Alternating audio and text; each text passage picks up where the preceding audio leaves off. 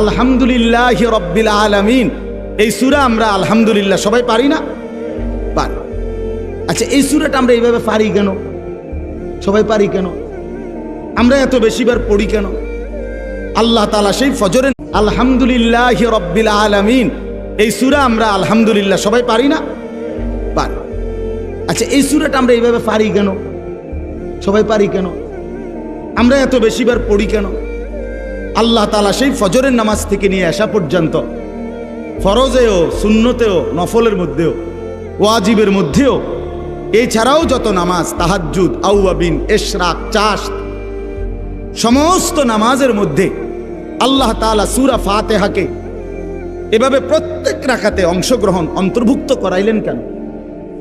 কারণ হলো, কথাটা খেয়াল করেন, এক মানুষের জীবনে, এই যে আমরা মানুষ, আমাদের জীবনের সবচেয়ে বেশি প্রয়োজন কি? সবচেয়ে বেশি প্রয়োজন হলো ভাতের থালা, নাকি? জি না, সবচেয়ে বেশি প্রয়োজন মানুষের হলো হেদায়েত। কি বলেন? বলেন।